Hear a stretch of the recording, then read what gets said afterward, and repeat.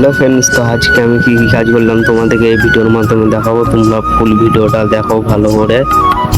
তো আমি এখন পদ্মর পাপড়ি লাগাবার জন্য পদ্মর পাপড়িগুলা ডাইস থেকে তুলে নিচ্ছি। আর এই মাটিটা আমি সেনে নিয়েছিলাম কড়া মাটির সঙ্গে পাটকে ছোট ছোট করে কেটে ভালো করে মিশিয়ে ভালো করে সেনে আমি মাটিটা তৈরি করে নিয়েছিলাম। আর মাটি তৈরি করা ভিডিও যদি তোমরা দেখতে চাও তোমরা কমেন্টে জানাও, ভিডিও নিয়ে আসবো তোমাদের সামনে।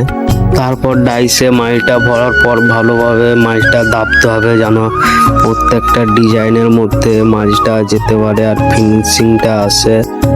আর বন্ধুরা, এক হাতে ভিডিও করা আর এক হাতে কাজ করা ব্যাপারটা অনেক অসুবিধা, তবুও আমি চেষ্টা করছি তোমাদেরকে ফুল ভিডিও দেখাবার, যতটা পারি আমি চেষ্টা করছি তোমাদেরকে দেখাবার।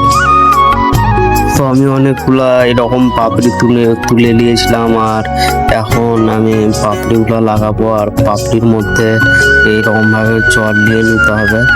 আর আমি বেদির উপরটা দুমাটি করে নিয়েছিলাম আর যেখানে পাপড়িগুলো লাগাবো সেইখানে পাট মাটি দিয়ে ভালো করে লেপে নিয়েছিলাম যেন ভালোভাবে ধরে থাকে, পদ্মর পাপড়িগুলো যেন না ছেড়ে পড়ে যায় পরে।